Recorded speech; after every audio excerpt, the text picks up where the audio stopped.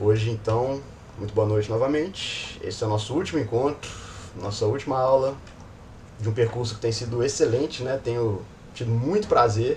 É muito trabalho, mas é muito recompensador também fazer esse grupo de estudos, trazer para você esses conteúdos, essas ideias. Então, durante esse... Poxa, foram o quê? 3, 4 meses praticamente, né? A gente começou em setembro. Então, a gente viu bastante coisa, a gente falou sobre muitas coisas, apresentamos várias ideias, discutimos muitas teorias. E eu espero que nesse momento tudo esteja fazendo um pouco mais de sentido para vocês. Porque deve ser para vocês também, né? Mas para mim é muito interessante, é muito instigante conseguir entender um pouco mais sobre como a gente se comporta, sobre por que a gente age da maneira que a gente age. E uma coisa muito interessante que eu observo, na medida em que a gente vai aprendendo mais e mais sobre o Big Five, a nossa capacidade de autoobservação vai ficando mais apurada. A gente começa a conseguir perceber um pouco melhor alguns resquícios de alguns traços em nós, nas pessoas também. E isso nos abre possibilidades, isso nos abre portas, né? Porque na medida em que a gente vai nos conhecendo, a gente passa a ter a possibilidade de nos transformar. E o motivo pelo qual a gente chama esse grupo de Desvendando a Personalidade é porque é isso que está acontecendo. É porque a sua personalidade, ela é agora, mas ela também está sendo descoberta, também está sendo transformada. Então a gente pode dizer que você é o ser que é, mas você também é o ser que se torna. Tem um filósofo pré-socrático, que ele chama Heráclito, que ele falava: o mundo é um eterno devir. Mas do ponto de vista da personalidade, nós é que somos um eterno devir. E existe um princípio atrelado a isso, que eu queria trabalhar muito com vocês, que eu queria colocar como uma base das reflexões que a gente vai ter hoje, que é o seguinte: não sacrifique quem você pode ser no futuro por quem você é agora. E vale a pena a gente pensar com muito cuidado sobre isso. Vamos lá. Se você puder escolher se transformar numa direção positiva ou se manter como você é agora, escolha se transformar numa forma positiva. Isso está alinhado, né, com os princípios básicos que a gente viu até hoje, do Jean Piaget, do Vygotsky, no sentido psicofísico, e também os princípios da psicologia analítica no sentido psicológico. O humanismo também trata muito disso.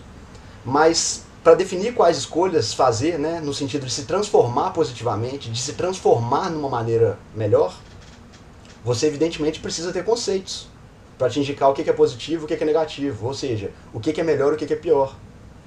E essa não é uma afirmação leviana, essa é uma afirmação, na verdade, bem concreta, bem pesada até. Isso é algo muito importante, sobretudo, né, porque a gente está vivendo numa época, né, o espírito do nosso tempo, o espírito da nossa época, o nosso zeitgeist atual, sobre ele está pairando uma corrente de pensamento de que todas as estruturas de valores são arbitrárias e são relativas. Isso é um problema. Na verdade, tem vários problemas com essa ideia. Mas o primeiro é isso que a gente acabou de falar. De que você é o ser que é, mas você também é o ser que se torna. Também é um ser que se transforma. E para você se tornar algo, você deve colocar o ser que se torna num lugar acima do ser que você é hoje. O que quer dizer que para se transformar positivamente, você deve ser capaz de deixar de lado as coisas em que você está se agarrando patologicamente, como certos hábitos, pessoas, ideias. Nós precisamos ser capazes de largar, de deixar queimar essas coisas, para que das cinzas do que nós éramos possa nascer uma nova versão de nós mesmos, da nossa personalidade, do nosso ser. E esse é o processo pelo qual passa a criatura mitológica, né, da fênix, certo? No momento da morte, a fênix pega fogo e das cinzas que restaram dela surge um ovo, um potencial, um caldo de possibilidades, que na verdade é uma nova fênix. Mas será mesmo que você quer renascer como uma nova versão, como uma manifestação, como uma encarnação melhor de si mesmo? Bom, claro que você quer, né? Claro que todo mundo quer melhorar. Mas essa não é a pergunta importante. A pergunta que a gente tem que fazer é: você está disposto a queimar, a se sacrificar em alguma medida para que isso aconteça? E geralmente a nossa primeira resposta é: não, claro que não. Quem que quer sofrer? Quem que quer queimar, né? Simbolicamente. Então, por tudo que a gente já viu até agora, a gente vê que a própria estrutura do nosso cérebro, ela é feita para evitar certas situações perigosas, ela é feita para evitar gasto desnecessário de energia. A nossa psique, ela quer evitar esse encontro com o desconhecido. Isso nos dá medo, isso nos aterroriza. Mas ficar com isso não é uma boa resposta. Uma boa resposta é você querer deixar de lado aquilo que te piora. Então você vai se perguntar, né? Mas como que eu vou saber o que eu devo mudar? Como que eu vou saber o que eu preciso deixar para trás? Como que eu vou saber o que é melhor para mim? E essa foi uma pergunta que surgiu nessa nossa conversa de terça-feira. Todas as pessoas que estavam tentando definir ali o problema do sentido, a questão do sentido da vida para o ser humano, se esbarraram nessa questão. É claro que é importante você descobrir algo que é válido para você, que é valioso, algo que faz sentido, para que você tenha um núcleo, um centro para se concentrar e um objetivo para perseguir. Mas como que você vai saber as escolhas certas que você tem que fazer? Mas a verdade é que a maioria de nós sabe. Pelo menos em grande medida a gente sabe. Basta que a gente pergunte para si mesmo. Na grande maioria dos casos, se a gente sinceramente parar para refletir, a gente vai ver automaticamente uma lista na nossa cabeça assim, com várias coisas que a gente sabe que a gente precisa melhorar ou mudar. E a gente às vezes até sabe como fazer isso, mas não está conseguindo. Então a gente volta para aquela pergunta fundamental, que é: o que é o que eu sou agora e no que eu posso me tornar? E essa é uma pergunta crucial na área da psicologia clínica. Porque muito do que a gente vai fazer, né, como psicólogo, é tentar descobrir junto com o nosso cliente quem que ele poderia ser, mas não é ainda. Né? Então a gente vai chegar numa consulta, numa primeira sessão, e vamos falar com eles: olha, você está aqui porque você tem um problema, ou vários problemas, você está aqui porque a sua vida não está sendo o que poderia ser, e você sabe disso, você sente isso. Então ótimo, vamos ver o que sua vida poderia ser, e vamos tentar mudar algumas coisas nela. Então nós vamos entrar nesse processo terapêutico para tentar identificar o que precisa ser mudado e como mudar essas coisas. Isso pode ser uma conversa aberta, pode ser negociado desde o começo entre o psicólogo e o cliente.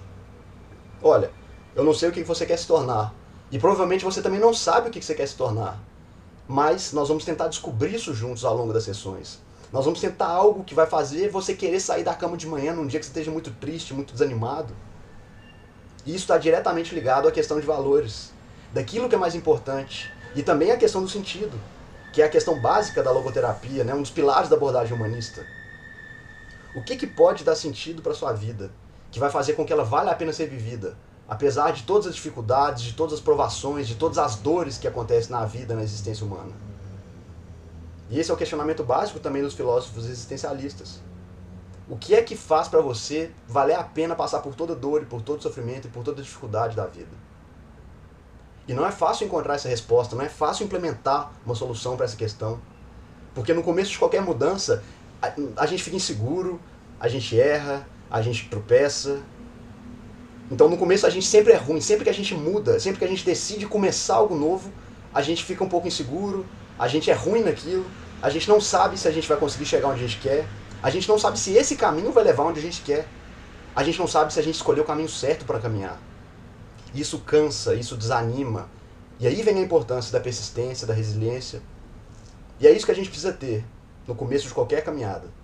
Então, se você persiste, mesmo que com pequenas melhoras, você acaba conseguindo eventualmente vencer.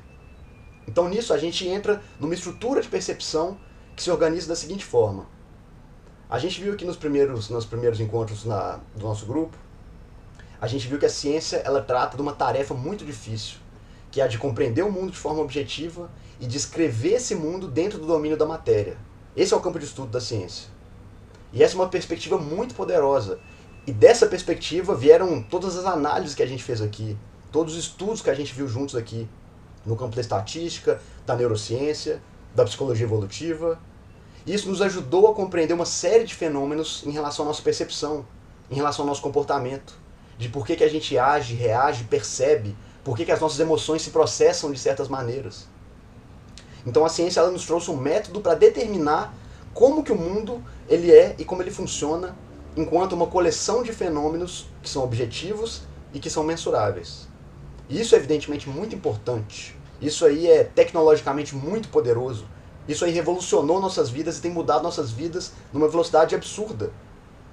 Certo? Mas todas essas questões, todos esses campos de conhecimento abordados pela ciência ainda deixam uma pergunta sem resposta. Por quê? O mundo não é um lugar só de fenômenos objetivos. O mundo não é só um acúmulo de matéria. No mundo existem criaturas conscientes que têm diversas categorias, diversos graus de percepção e de existência. E essas criaturas que habitam no mundo não estão somente preocupadas em como é o mundo numa perspectiva objetiva, mas também como elas devem se conduzir pelo mundo. Qual é a melhor maneira delas se relacionarem com o mundo, delas se relacionarem com outras pessoas. Qual é a melhor forma de fazer uma coisa. E essa não é uma questão que a ciência pode responder. E existe, pelo menos, né, até hoje, um espaço vazio entre esses dois domínios conceituais, entre o campo objetivo e o subjetivo. E as razões disso aí podem ser essas aí que a gente está colocando. O método científico, por definição, ele remove o domínio dos valores, o domínio das qualidades, de qualquer análise que é feita dos fenômenos. E é exatamente assim que o método científico funciona, certo? O método científico consiste em observar fenômenos e retirar desses fenômenos todas as impressões subjetivas, por meio de experimentos repetidos, em condições e variáveis isoladas. Então, se você quer observar um fenômeno do ponto de vista objetivo, do ponto de vista científico, você tem que pegar todos os registros que você tem desse fenômeno, você tem que traduzir essas experiências de percepção desse fenômeno e você tem que tentar isolar a parte subjetiva, a parte das impressões, das sensações, das intuições. Lembra que a gente deu um exemplo? Se você está olhando o pôr do sol do lado de uma pessoa, ou se você está assistindo um jogo de futebol, ou se você está num momento romântico, ou se você está assistindo um filme, as impressões que você vai ter, a absorção dessa experiência vai ser diferente das outras pessoas. Isso porque a sua subjetividade está interpretando o mundo toda hora. Mas a ciência não está interessada nisso. A ciência está interessada no campo objetivo. E o problema disso é que é muito difícil você extrair valores de descrições objetivas. Justamente porque o domínio dos valores está num domínio subjetivo. Certo? Um fato, ele é somente um fato. Você não pode extrair um princípio ou fazer um juízo-valor a partir de um fato isolado. Essa é inclusive uma das bases de todo ordenamento jurídico. Todo corpo de lei de uma sociedade é construído assim. Isso é uma coisa que a gente vê assim, bem no comecinho do curso de Direito. De um fato concreto você não extrai uma norma, você não extrai um valor. E a outra razão pela qual a ciência não pode responder à questão de como nós devemos nos conduzir no mundo é que a mera descrição dos fatos não vai te dizer o que fazer com eles. E além disso, existe uma quantidade enorme de fatos, certo? Como que você vai fazer para selecionar os fatos que devem ser examinados ao lidar com o problema? Como que você constrói um grupo de ideias, uma escala de valores, olhando somente para fatos? Não tem jeito, certo? Então, essa seleção e essa escolha, ela também está no domínio subjetivo. E ela vai tocar na sua estrutura pessoal de valores. Ela vai tocar na sua personalidade, que é um dos maiores campos construtivos, né, de valores que a gente tem.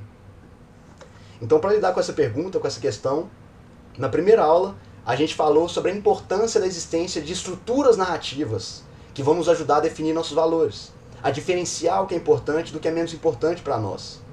E é assim que a gente seleciona a maneira pela qual a gente vai agir e a gente vai se conduzir no mundo, certo? A gente viu isso exaustivamente. Cada vida humana conta uma história. Cada vida humana é uma coleção de fatos mais emaranhados numa narrativa. Uma vida humana não é como uma coleção de notas musicais colocadas a esmo. A vida humana tem uma melodia. E a maneira como a melodia se constrói não tem nada a ver com a disposição isolada das notas musicais. Certo? Da mesma maneira que uma biografia não é construída só por uma somatória de fatos. E é ao definir qual história que a nossa vida vai contar, é que nós definimos os objetivos para os quais a gente vai caminhar, que a gente vai buscar. Então, é nesse espaço, entre onde a gente está agora e o próximo objetivo, que se dá aquela dinâmica entre o nosso sistema de percepção, entre o nosso sistema de emoções positivas e negativas, que a gente viu que são mediados pelo nosso sistema dopaminérgico e modulado pela nossa extroversão, no campo da emoção positiva, e pelo neuroticismo no campo da emoção negativa. Então nós precisamos prestar atenção constantemente aos sinais negativos e positivos que a gente recebe na vida, que a gente percebe, que a gente sente. Porque são eles que nos orientam, seja a continuar caminhando, seja a parar para repensar, para reestruturar nossas ações, para fazer um novo plano de ação. Mas para isso ser possível, nós precisamos ter uma direção. A gente precisa ter um objetivo. Sabe aquela história, né? Para quem não sabe para onde vai, qualquer destino tá bom, qualquer destino tá certo. E isso não é bom. A gente não vive bem estando à deriva. Estar à deriva para nós, ao léu das circunstâncias, é como estar no meio do caos. E a gente não lida bem com isso. Então, se a estrutura de valores é a base desse nosso processo, a gente tem um problema. Porque a gente vive numa sociedade. E a gente está se formando aqui, a gente está estudando junto aqui para conseguir ajudar as pessoas a melhorar suas vidas. E elas também vivem nessa sociedade. Elas também convivem com a gente. Então o problema é que a estrutura de valores que a gente vai criar para a nossa vida e que a gente vai negociar com o nosso cliente para ele conseguir alcançar, não vai funcionar muito bem. Se essa estrutura só servir para nós ou só servir para eles e não servir para mediar a nossa convivência com outras pessoas. Afinal de contas, a gente não pode impor a nossa estrutura de valores sobre outras pessoas, certo? Mas se cada pessoa também tiver a sua estrutura de valores e construir ela do zero, também não funciona, porque ninguém vai se entender. E pode ser que não haja pontos de convergência entre as pessoas. E assim a sociedade viraria um lugar cheio de pessoas isoladas, né, atomizadas, sem comunicação. E isso, obviamente, também não responde a nossa questão, não ajuda no nosso problema. Isso aí também tornaria a vida das pessoas altamente insustentável, certo? Raquel, você quer ver esse slide agora que entrou? Era o slide antes daquele que você estava falando agora? Tá. Isso, é só Isso. que eu perdi Tranquilo. uma parte ali. Obrigada, viu? Beleza, tranquilo. Então, pessoal, essa nossa capacidade de conciliar os nossos valores, conciliar nossos objetivos com as demandas da sociedade é muito importante. E essa é a própria demanda que a gente viu do Jean Piaget, certo? Quando a gente aprendeu sobre a teoria dos jogos dele. A gente discutiu muito isso na aula sobre amabilidade. A importância que a gente tem de conseguir socializar os nossos filhos, para que eles sejam um tipo de criança que as outras crianças queiram brincar junto, no parquinho, na escola. Então, eduque seu filho para que as crianças queiram chamá-los para ir dormir na casa delas, e que os pais delas gostem da presença do seu filho, para que ele seja uma pessoa tratável, certo? Para que ele consiga participar de brincadeiras que outras crianças também queiram. Então, essa ideia, né, parece muito simplória, parece muito óbvia, mas ela é brilhante, ela é muito poderosa psicologicamente falando. Porque o que a gente está vendo hoje, infelizmente, é a sociedade se dividindo em ideias, em sistemas de valores cada vez mais heterogêneos, com grupos querendo jogar somente o seu próprio jogo e marginalizando as pessoas que não concordam com as regras ou com o seu modo de julgar, rotulando e estigmatizando aqueles que não se enquadram no seu jogo e concordando só com essa regra ou com aquela regra. E com isso aí todo mundo sai perdendo, todo mundo se isola. E a sociedade vai degenerando, vai se quebrando. E eu tenho ouvido isso muito de pessoas, conversando com pessoas que fazem terapia, que têm parentes e amigos fazendo terapia. Eu tenho ouvido falar isso também em entrevistas que eu assisto. De muitos relatos de pessoas que entram num processo terapêutico machucadas e sem saber o motivo, e saem do processo terapêutico revoltadas por terem descoberto o motivo, mas por não ter encontrado uma solução. Eu ouvi isso de um comediante assistindo um podcast há alguns meses atrás. Ele não é da área da psicologia, tá? Mas ele falou um fenômeno que eu também notei e que também tem me incomodado. Ele falou algo mais ou menos assim: hoje em dia todo mundo faz terapia só para descobrir que o pai era machista e tóxico e que a mãe era narcisista. E ninguém se entende e continua revoltado e sai brigando com a família toda e culpando a família pela dificuldade que está vivendo. Né? E onde que isso vai levar a gente? O que está orientando essa noção de bem-estar em grande parte da prática clínica? Então, vamos retornar a essa ideia do Piaget, sobre os jogos e as interações sociais.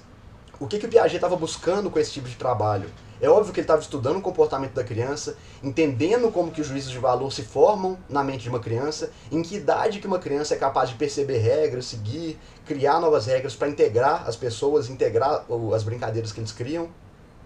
Mas o que ele estava buscando com esse trabalho também, e isso não é muito comentado, tá? Porque geralmente o pessoal costuma se ater só na parte cognitiva da obra dele.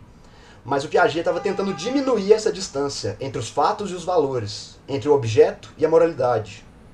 E pouca gente também sabe, mas parte da motivação de todo o trabalho do Jean Piaget foi para tentar diminuir essa distância entre a sociedade, a ciência e a religião. E essa é uma ideia, né, muito importante. Então, a resposta que ele foi encontrando para essa questão foi uma resposta de natureza intensamente prática. É o próprio resultado dos jogos, ou seja, o próprio resultado das interações sociais, é que vai ser a resposta de se aquela solução proposta, se aquele jogo proposto foi uma boa solução ou não. Se aquele é um jogo que merece ser julgado, que merece ser replicado ou não. Ou seja, então, vamos dar um exemplo prático aqui. Digamos que você e uma outra pessoa, né, vocês estão num relacionamento, vocês decidem viver juntos. E ao viver junto de uma pessoa, naturalmente, você vai precisar negociar a maneira como várias coisas vão ser. Vocês vão ter que negociar quais vão ser as prioridades de você, quais vão ser as tarefas que cada um vai ter ali na casa, certo? Quais vão ser os seus objetivos, qual que vai ser o maior foco da atenção e dos esforços de vocês. Já que quando você começa, né, um relacionamento, uma vida passa a influenciar muito fortemente na outra. Mas a gente não pode só negociar esses valores de uma forma isolada, como só existissem duas pessoas no mundo, né? Nós temos que encontrar uma estrutura de valores que funcione para nós, mas que funcione para uma integração entre nós e o resto da sociedade. E é claro que os nossos sistemas sociais, né, já são mais ou menos moldados de uma maneira que quase todas as pessoas já orientam suas vidas com objetivos que sejam socialmente aceitos, ou legalmente aceitos, né, que sejam úteis de alguma forma. Quase todo mundo pretende gastar uma boa parte da sua vida estudando, ou trabalhando, ou se capacitando, ou aprendendo alguma atividade que seja útil de alguma forma para outra pessoa, e ao comercializar essa atividade você recebe recursos que vão manter sua vida. E essa atividade que você escolher desenvolver vai ser útil para algumas pessoas, sem ser perigosa ou nociva para outras, né, de preferência. Então, isso vai se agregando num contexto social maior e vai criando várias camadas que se comunicam, que se completam e funcionam harmonicamente. Isso é o que acontece na maioria dos casos. Esse é o princípio do espaço sendo integrado no nosso sistema de valores. Fazer algo que seja útil para nós, que seja útil para o outro, né, ou para os outros. E existe também uma dimensão do tempo. O tempo ele tem que ser integrado nessa equação também, porque não é uma boa ideia. Se você encontrar uma estrutura de valores, se você encontrar um objetivo de vida, ou uma ocupação que seja útil agora, mas que não seja daqui a um tempo, né? Isso é um problema que a gente viu muito na nosso segundo encontro, quando a gente falou que a rápida transformação da tecnologia, a rápida mudança da sociedade está afetando muito o mercado de trabalho. Então a tecnologia está começando a virtualizar muito as interações e os serviços. Então as profissões hoje, elas estão sendo criadas e extintas numa velocidade que nunca aconteceu antes. E a gente não pode ignorar isso, certo? Então, essas duas pessoas, né, do exemplo que a gente está usando, elas estão negociando seus valores e a sua convivência. Elas têm que conseguir encontrar uma maneira de viver e de agir que funcione para elas agora, mas que também funcione para a sociedade. Mas que funcione para elas e para a sociedade agora, mas também no futuro. Então essa perspectiva tem que ser integrada tanto na perspectiva do espaço, que é entre eu e as outras pessoas, quanto na perspectiva do tempo. Ela tem que ser útil futuramente. Por isso que a gente está de olho toda hora, né? Quais são as profissões do futuro, quais profissões vão ser extintas, né? Qual tipo de trabalho que vai ser automatizado, ou qual tecnologia que vai ficar obsoleta, certo? Então, uma vez que essa integração aconteça, a ideia é que os seus objetivos sejam conduzidos de uma maneira que eles produzam os resultados que a sua estrutura de valores prediz. Essa é a perspectiva pragmatista da psicologia e da filosofia. E ela foi apresentada pela primeira vez, no contexto da psicologia, pelo William James, no finalzinho do século XIX. Esse livro que ele escreveu sobre isso foi um dos maiores clássicos da história da psicologia, e ele foi um livro que fez vários e vários psicólogos do século XX quererem ir para a psicologia. Quando eu li aquele livro, A História da Psicologia Moderna, você via a apresentação de vários psicólogos falando, eu entrei na psicologia por causa do William James. Eu li o livro Princípios da Psicologia do William James, e aí eu quis ser psicólogo. Então esse livro aí é um clássico. Então, o princípio que o William James e que os pragmatistas, né, colocavam era o seguinte: como você faz para saber se algo é verdadeiro, se algo está certo? A princípio, não tem jeito, né? Como que você vai saber se você não testar? Já é um princípio bem científico, né? Então eles criaram uma teoria que na verdade era um método experimental, que era o seguinte: se você quer saber se algo é verdade, você quer saber se algo está certo, faz o seguinte: cria um plano que tem um objetivo específico e executa esse plano. Se esse plano não produzir o resultado esperado, você sabe que ele não é verdadeiro, que ele não está certo. Então é um princípio de tentativa e erro. E aí você modifica esse plano, adequa ele, aplica novamente e vê se o resultado que está saindo dele é o que você esperava, é o que você queria. Se for, quer dizer que você conseguiu agregar uma série de princípios e operacionalizá-los de uma forma que faz sentido, que funciona. De uma forma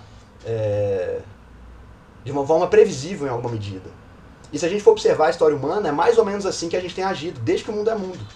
Né? Então, por isso é importante a gente ler bastante sobre história, a gente ler sobre filosofia antiga, sobre literatura antiga, e de conhecer nossas origens, de conhecer nossas tradições. Para que a gente não tenha que ficar criando a roda, né? A cada geração, não tenha que ficar repetindo os mesmos erros dos nossos antepassados, mas para que a gente possa criar novos planos, melhores planos que podem funcionar. Podem funcionar melhor para resolver os problemas de um jeito que ainda não foi tentado antes. Ou então pegar algo que já foi tentado e modificar e melhorar aquilo ali. É basicamente o que a gente faz, né, no começo da vida acadêmica. Quando a gente forma, quem vai para a vida acadêmica começa a fazer um mestrado, que é basicamente você pegar um trabalho, você pegar uma teoria, você pegar uma ideia e agregar um ponto nela, e melhorar um aspecto dela. Então você vai trabalhar dentro de um trabalho. E aí quando você vai dar um passo mais alto, você vai para o doutorado, e aí você tem que criar uma ideia, você tem que propor uma tese nova. E aí isso aí vai ser validado, principalmente pelos seus pares. Então esse processo, naturalmente, ele pressupõe que existem modos, que existem meios de agir que precisam ser orientados de alguma forma. Afinal, se você está tentando, né, nessa jornada, tentar fazer sentido da sua vida, se conduzir de uma maneira melhor, que seja boa para você, que seja boa para as pessoas à sua volta, que seja boa para a sociedade do qual você faz parte, então quer dizer que existem escolhas e atitudes melhores do que outras. Senão seria o caos absoluto, né, em que todo mundo faz o que quer o tempo todo e não dá para esperar que de um princípio de caos, né, e de desordem surja algum tipo de ordem e de previsibilidade. Isso é impossível, certo? Então, qual que é a melhor maneira de definir o que é melhor e o que é pior? O que é mais importante do que é menos importante? Então a gente tem uma estrutura, né, para poder simbolizar isso aí, que é a estrutura da pirâmide. Ela é uma das estruturas possíveis, né, para se descrever um princípio de ordem. Então um psicólogo que tentou dar sentido a essa ideia, né, foi o Maslow. Todo mundo aqui já estudou a hierarquia de realização pessoal dele, e ela é muito interessante. Embora existam comentários, existam críticas sobre ela, mas o fato da gente estar estudando ela até hoje e de ela fazer bastante sentido quer dizer que ele acertou muita coisa. Mas então, o que é essa ideia? O que é uma hierarquia? Né? Ela é uma estrutura de qualidades determinadas por graus. Então, outro problema que a gente encontra muito hoje é essa ideia, né, de que toda hierarquia, de que toda estrutura de valores, ela é necessariamente tirânica e só serve para excluir, só serve para oprimir, sem ponderar, é claro. É óbvio que elas podem se tornar essas coisas, né?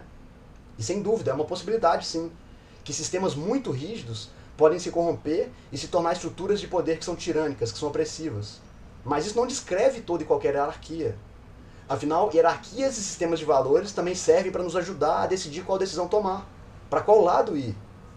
Porque nós não podemos escolher sem antes decidir qual escolha é melhor. A gente não pode se mover sem decidir para que lado a gente está indo. Ah, mas eu posso não escolher nada, certo? Eu posso não fazer nada, escolher não fazer nada. Claro que você pode. Mas saiba que não escolher também é uma escolha, certo? Porque o mundo está toda hora se transformando ao nosso redor.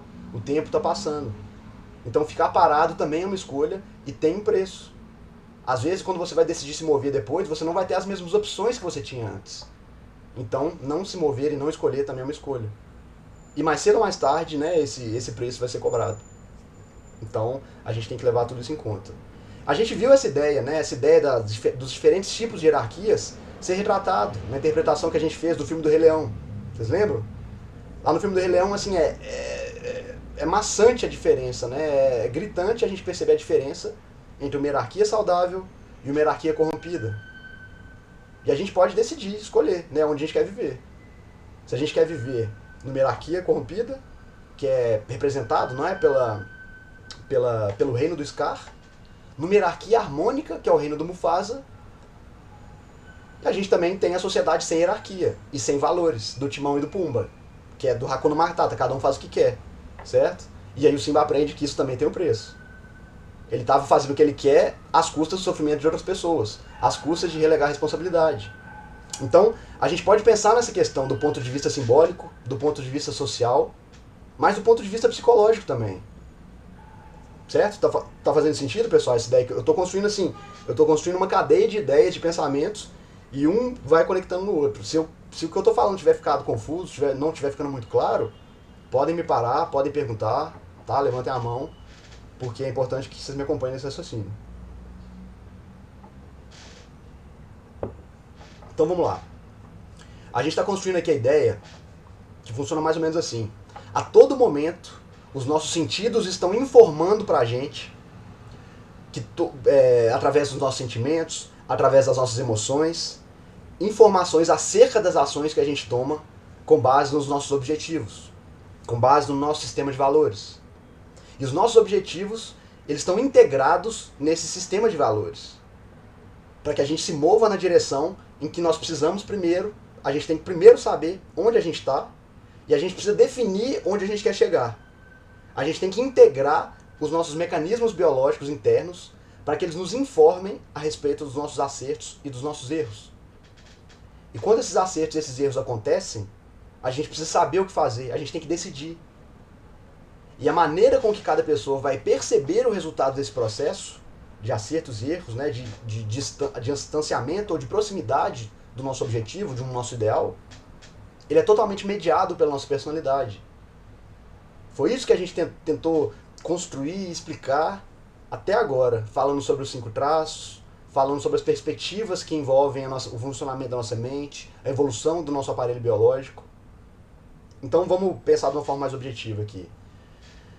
Se o seu traço de personalidade, assim, mais preponderante, o traço de personalidade que mais te orienta, que mais informa você sobre o mundo, for a extroversão ou a abertura à experiência, você vai tender a se orientar principalmente pelo sistema dopaminérgico de recompensa. Se você for alto em neuroticismo, você vai ser mais informado sobre a realidade pelo seu sistema de detecção de ameaças. Se você for muito alto em amabilidade, você vai ser mais informado, mais influenciado pelo sistema maternal, de cuidado, de carinho, de construção e de preservação de laços afetivos, e assim por diante. Então, todos nós somos governados por diferentes microsistemas de disposições biológicas fundamentais que se manifestam para nós como histórias implícitas. E esses microsistemas, eles se organizam formando os elementos primários da nossa personalidade, que age para a gente, como a gente já falou, como um filtro, como um fator que determina a chave interpretativa pela qual nós vamos enxergar o mundo. Certo? E são as narrativas que surgem dessa interpretação que se juntam e vão construindo a nossa biografia. Certo? Por isso, a história da nossa vida, ela pode ser construída, ela pode ser narrada, ela pode ser percebida como uma aventura, como uma comédia, como um drama, como um romance, dependendo de como nós somos estruturados internamente. Bom, né? Então tá. Então, são nossas estruturas internas que vão dar a tônica da narrativa da nossa vida. Então, qual que é o nosso papel nesse roteiro? Você quer ser um protagonista? Ou você quer ser um coadjuvante na sua própria narrativa, na sua própria história? E obviamente, né, pessoal, que a gente não estudou até aqui, não chegou até aqui para eu simplesmente chegar no final e falar assim, nós somos escravos da nossa personalidade, a nossa vida é uma narrativa escrita pronta, né, pelos traços que a gente tem, e é isso aí. Não vou fazer isso com vocês, né? É claro que a nossa vida não depende só da nossa personalidade. Como a gente viu, né, tem estudos atuais que dizem que a nossa personalidade corresponde a cerca de 10% da variância dos resultados gerais que a gente obtém na vida. Mas a inclinação geral para a gente interpretar os fatos, para a gente fazer sentido desses fatos, é muito influenciada pela nossa personalidade. Então, o nosso papel ativo, ele está em aprimorar a nossa personalidade. Ela está em a gente conseguir ser capaz de identificar quais aspectos da nossa personalidade que estão desequilibrados, que precisam, que podem ser lapidados. Quais aspectos da nossa personalidade que estão nos atrapalhando, que estão nos afastando do nosso objetivo.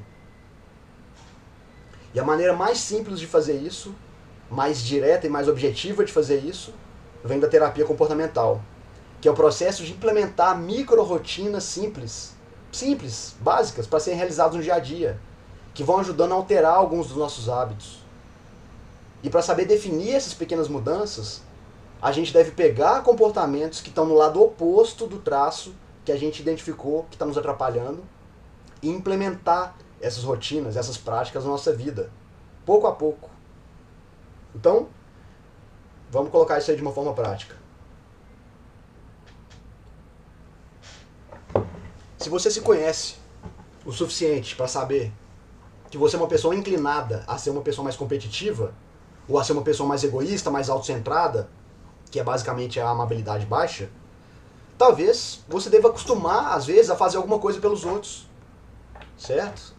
E isso realmente funciona, né? Isso aí é clinicamente comprovado. Se você tem a amabilidade muito baixa, e você está deprimido, você está desgostoso com a vida, e você implementa uma rotina na sua vida que vai te fazer olhar mais para os outros, ou de, às vezes, abrir mão do seu interesse para fazer alguma coisa pela outra pessoa, para satisfazer a vontade de outra pessoa sem ganhar nada, a depressão dessas pessoas tende a diminuir. Então é como se houvesse um mecanismo natural de equilíbrio de personalidade. De uma forma que se um traço seu, se um elemento de você está te dominando, está te consumindo, Você consegue equilibrar isso, você consegue alterar isso de forma objetiva, de forma clara.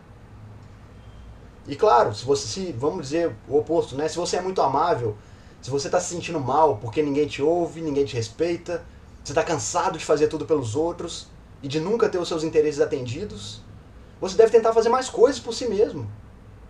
Você deve buscar atividades que sejam do seu próprio interesse. Você deve treinar como colocar a sua opinião, aprender a negociar em favor dos seus próprios interesses. Isso então se trata, isso aí que eu estou explicando para vocês, é basicamente você se tornar capaz de modular suas próprias tendências naturais. E a pergunta que se encaixa aqui é: você quer ser um protagonista ou um coadjuvante da sua própria personalidade, da sua própria mente? Porque essa capacidade de equilibrar a própria personalidade, ela tem efeitos clínicos excelentes. E ela é um fato assim, muito bem estabelecido, muito claro na literatura psicológica. Então, se você é muito extrovertido, tenta aprender a ficar um pouco sozinho. Calma um pouco, quieta um pouco, sossega.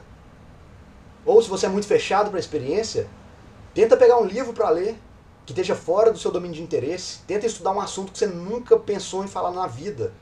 Uma coisa que você nem entende, que você acha esquisita, certo? A origem de muitos preconceitos vem disso, né? Você é muito fechado à experiência, você é muito fechado no seu campo, no seu campo de domínio, você é muito rígido nos seus valores, e você não consegue entender, tem alguma coisa que você não consegue entender. Se você acha que você entende algo e não gosta, tudo bem, você vai ter uma resistência àquilo, não adianta se esforçar. Mas, às vezes, você é uma pessoa mais fechada à experiência, eventualmente alguma coisa vai aparecer que vai despertar a sua curiosidade. Às vezes você pensa, putz, eu sempre quis entender melhor isso aqui, eu sempre quis saber por que as pessoas fazem isso ou pensam assim. Deixa eu tentar ir atrás disso aqui. Isso vai trazer um princípio de equilíbrio para sua mente, vai ser muito saudável. E uma vez que essa porta é aberta, um campo da sua mente vai ser iluminado. E várias possibilidades vão se abrir. Possibilidades de aprender coisas novas, de conhecer novas pessoas. Aquele princípio de plasticidade vai se manifestar na sua mente. E vai trazer informações novas. Não é que você vai se tornar uma pessoa extremamente aberta à experiência a partir daí, certo? Não é assim que funciona. Exatamente, Isabela. Eu até comentei, eu não lembro se você não lembro se você estava aqui, mas acho que foi na aula passada, que eu estava fazendo um curso, né, em que o professor estava explicando justamente isso. Qual que é o estado mental, a postura mental para que a gente consiga integrar mais aspectos da nossa personalidade, para que a gente consiga um princípio de coesão maior. E aí existe uma teoria, né, um estado mental próprio, que é chamado de... em inglês chama Active Open-Mindedness, que é tipo abertura mental ativa. A abertura mental ativa é quando você tem a sua mente relativamente aberta, certo? Mas ele é um princípio ativo, ou seja, você escolhe aonde o seu interesse vai se manifestar. Você escolhe onde você quer levar, o campo em que você quer entender um pouco mais. Não é aquela mente aberta para qualquer coisa que aparecer, qualquer oportunidade que me derem, não. Você tem consciência, né, de alguma forma você sabe que algumas coisas chamam um pouco mais sua atenção, despertam sua curiosidade. E aí quando você identifica essas coisas, você tem a sua mente orientada, né, você tem um princípio de movimento em direção a isso, e isso vai te informar com novas escolhas, com novas possibilidades, ou com novas pessoas, novos contatos, e isso é muito importante. Para quem tem a mente mais fechada, isso é muito importante, certo? Não se trata de mudar a sua personalidade, mas de adicionar uma nova capacidade na sua personalidade. E todo mundo tem capacidade de fazer isso. Vai ser mais difícil para uns do que para outros, mas isso é importante. E vice-versa, tá? Não estou dizendo que o importante é sempre tentar abrir o máximo sua cabeça, não. Se você tem a cabeça aberta demais, isso está te enchendo com muita informação, com muita possibilidade, muita escolha, isso está te deixando perdido, confuso, você não sabe para onde vai, né? Aquele dilema de você abrir abrir a televisão, tem 500 canais para você escolher, e por ter 500 canais você não consegue ver mais do que 1 minuto em cada. Você fica pensando que pode ter um outro canal mais interessante passando uma outra coisa, aí você volta a passar, certo? Isso também não é bom. Então, tudo se trata desse equilíbrio, certo? Então, para a gente ilustrar essa ideia, vamos falar aqui de um princípio que a gente falou ali na primeira aula, um princípio alquímico. Quem é que lembra? Na primeira aula. Aquele princípio alquímico que fala assim, que o Jung traz no livro dele. Muitas vezes a chave para a sua transformação, ela está justamente no lugar em que você menos quer ir. E como que isso funciona? Bom, vocês estão aqui, né? A gente está aqui fazendo um curso universitário junto, porque a gente entende que esse curso vai nos capacitar para exercer uma profissão que a gente escolheu. Então, a gente está num lugar em que a gente quer e que a gente vê algum sentido nisso. A gente poderia escolher outros cursos também, mas por algum motivo a gente escolheu esse.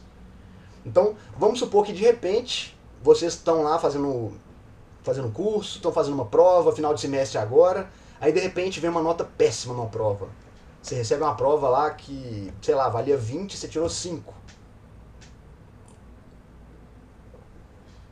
E quando vocês recebem essa nota ruim, o que está se manifestando ali? O que está acontecendo ali?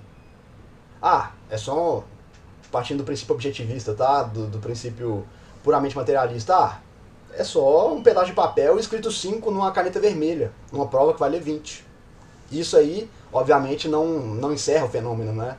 Isso é uma percepção puramente objetiva do fenômeno. Uma interpretação sem valores dessa situação é essa, de que você receber uma prova com nota ruim é só você receber um pedaço de papel com uma nota, um número desenhado de caneta vermelha.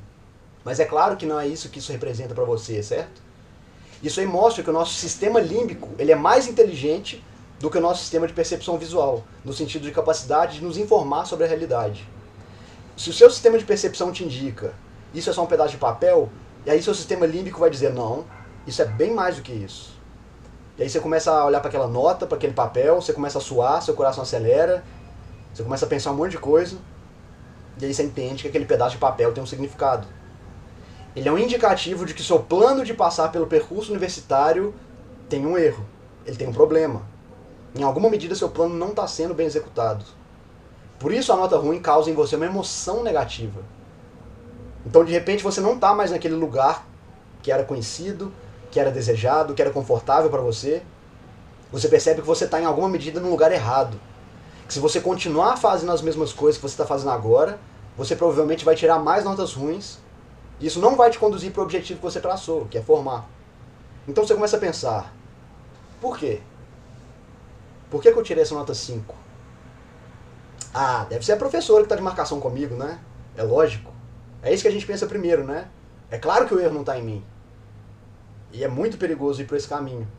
Porque é muito mais fácil botar a culpa em alguém, porque isso quer dizer que não tem nada de errado com a gente. E se não tem nada de errado com a gente está poupado do trabalho, que é enorme, de identificar o que está errado com a gente e consertar aquilo, né?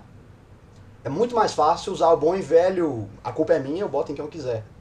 A culpa é do professor, a culpa é do colega, a culpa é da minha amiga, a culpa é do meu namorado que me irritou no dia da prova, a culpa é da sociedade, a culpa é do sistema, é de todo mundo que tá errado. Né? É o universo que não funciona do jeito que eu queria. Enfim, é uma ladeira abaixo, né? Pra revolta, pra rebeldia, contra tudo e contra todos. Isso aí é uma via expressa pro adoecimento psicológico, claro. E qual que é a saída para isso? Vamos pensar. Tem um livro muito interessante de um filósofo inglês chamado Gilbert Keith Chesterton. Esse livro se chama O que há de errado com o mundo.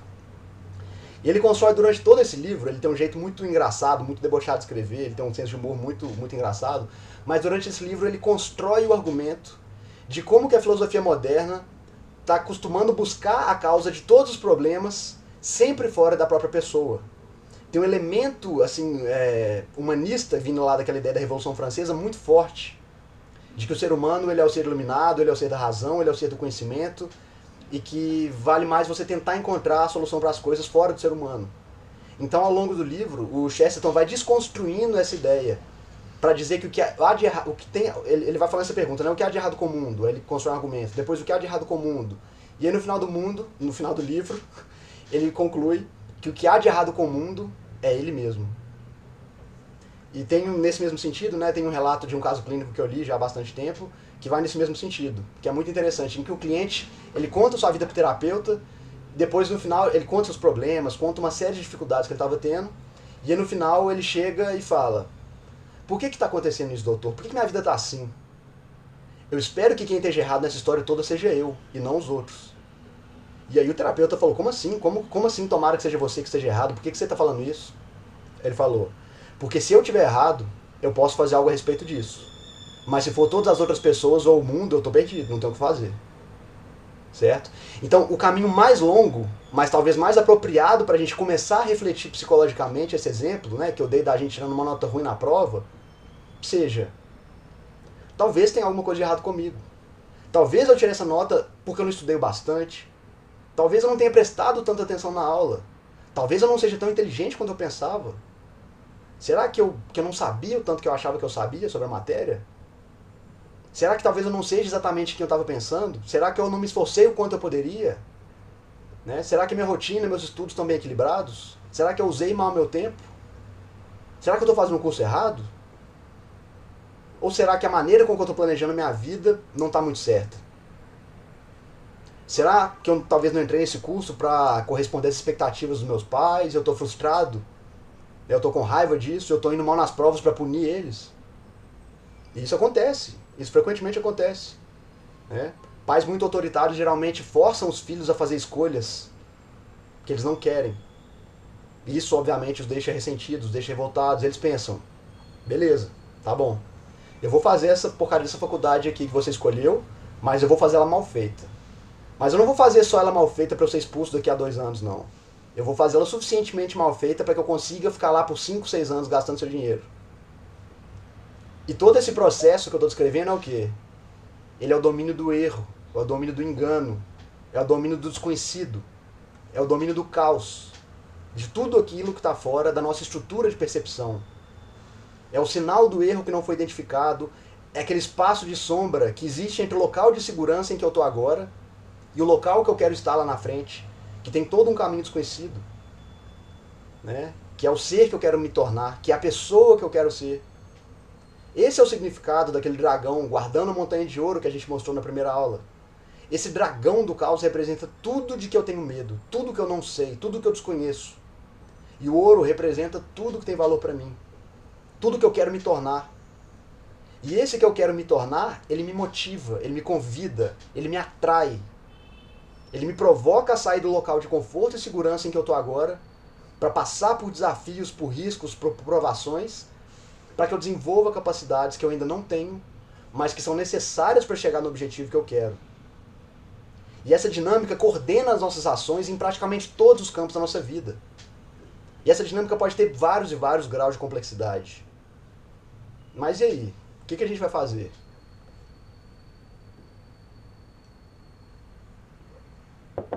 Então, eu estou aqui, a montanha de ouro está lá, mas tem um dragão em cima dela, né? Então vamos começar. É difícil saber o que fazer, certo? Então vamos começar pensando o que eu não deveria fazer. Bom, tirei lá uma nota ruim na prova. A primeira coisa que eu não preciso fazer, que eu não devo fazer é... Eu não preciso hiperdimensionar o tamanho desse problema, pensando, eu não consigo, eu sou burro, eu nem devia estar nesse curso, tá tudo errado. Porque se você vai por esse caminho, cada problema que você tiver, e isso é particularmente perigoso para quem tem neuroticismo muito alto, tá?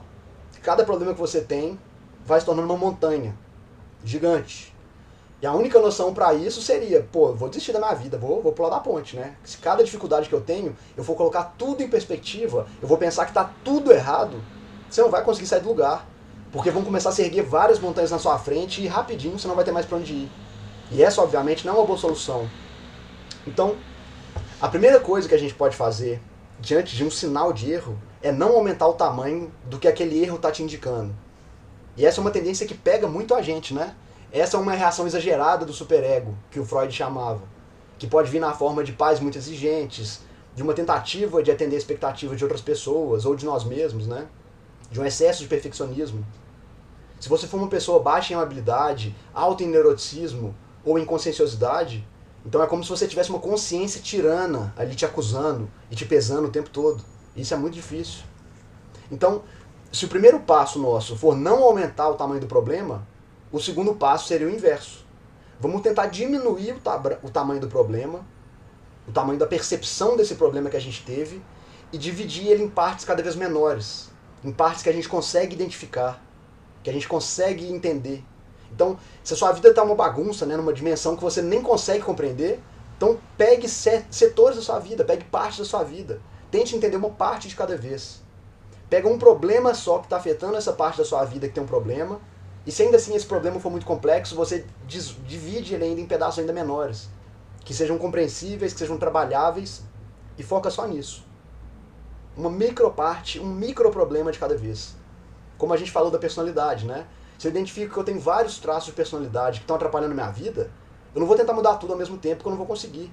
Eu nem vou saber por onde começar, eu não vou saber por onde ir, eu não vou saber se a alteração que eu estou fazendo está afetando um traço ou outro. Então, uma coisa de cada vez, um problema de cada vez. É por isso que, né, que num relacionamento afetivo, né, quando você tem ali num namoro, num casamento, e ali o seu namorado ou seu marido faz alguma coisa que te desagrada, não é uma boa ideia você reagir dizendo: ah, você sempre faz essas coisas, ou você é uma pessoa difícil mesmo, ou você nunca vai melhorar. Porque se o problema ele é indefinido, se o problema é gigante demais, ele aparentemente não tem solução. Se a pessoa também está toda errada, se ela nunca vai melhorar, a única coisa que ela pode fazer é desistir e pular da ponte, né? Então, se você realmente quer, né, que aquela relação dê certo, você deve se comportar como um parceiro, ajudando a outra pessoa a encontrar e a implementar a solução para esse problema. E não irritar a pessoa, jogar na cara dela que ela está errada, né, para vencer a discussão. Porque, pô, que mérito que tem você vencer uma discussão, deixar triste, né, a pessoa que você ama, deixar a pessoa frustrada, sentir mal. Então, essa é uma ideia interessante. Quando algo negativo ocorre, é importante tentar entender, no maior nível de detalhe possível, e aí vem a importância da percepção, onde exatamente aconteceu aquele problema. Para que você possa apresentar ele de uma forma mais simples, de uma forma mais específica. E isso exige prática, isso não é fácil. Né? Na sexta aula a gente viu como que a percepção da realidade pode ser complicada ou pode ser simplificada de acordo com a perspectiva pela qual a gente enxerga ela. Então, quando a gente vai lidar com um problema, seja um problema pessoal, um problema relacional, seja na prática terapêutica também, um bom começo é tentar colocar, é tentar formular e definir o problema na perspectiva correta. E evitar ao máximo as generalizações, evitar ao máximo os termos vagos. Isso é uma coisa que eu observo muito, me incomoda muito também. É muito comum você ouvir pessoas usando termos muito genéricos, né? Termos que não são muito significativos para descrever circunstâncias específicas, objetivas. Isso não ajuda, isso não é bom. Então, a gente falou na aula sobre conscienciosidade, né? Que o problema das ideologias é que elas tentam fazer sentido da complexidade que é o mundo por meio de 2 ou 3 axiomas, por meio de 2 ou 3 verdades basilares que iriam explicar todos os problemas e iriam dar todas as soluções para tudo que tem de errado com a sua vida, com o mundo. Isso é uma armadilha. Né? Fujam disso. O mundo é mais complexo, é mais difícil do que isso. Isso tem um poder também de mobilidade muito grande, porque se parece simples entender a raiz de todos os problemas e a solução para eles, a gente vai ser mobilizado a agir de uma forma muito mais direta e objetiva. Mas se fosse tão simples assim, a gente já teria resolvido os problemas do mundo, né? E não estaria aqui tentando estudar e aprender mais sobre eles. Então, onde que isso nos deixa? Quando a gente desenvolve a capacidade de fugir dessas generalizações, quando a gente para de nos atrair, né, de criar espantalhos psicológicos, a gente passa a ser capaz de enxergar a realidade num grau de resolução apropriada. E quando isso acontece, novas possibilidades se abrem para nós. Justamente porque quando a gente encontra as nossas limitações sobre a perspectiva correta, e a gente está fazendo isso consciente da nossa personalidade, das nossas qualidades, a gente vai lidar com essas limitações de uma maneira muito mais única, muito mais particular, de uma maneira que cada um de nós somente é capaz de fazer. E isso vai criar uma capacidade diferente em nós, que ele é fruto de uma percepção muito interior, muito pessoal, muito única, mas que a solução não vai ser útil somente para nós. Porque quando a gente pacifica as coisas no nível pessoal, a gente contribui para estabilizar o ambiente ao nosso redor. Isso também nos afeta positivamente. Isso também afeta positivamente a vida das pessoas que estão próximas a nós. De uma forma que a extensão das nossas ações começa a ecoar, como se fossem ondas no espelho d'água. Isso vai produzindo efeitos que a gente não consegue dimensionar. Isso é maravilhoso.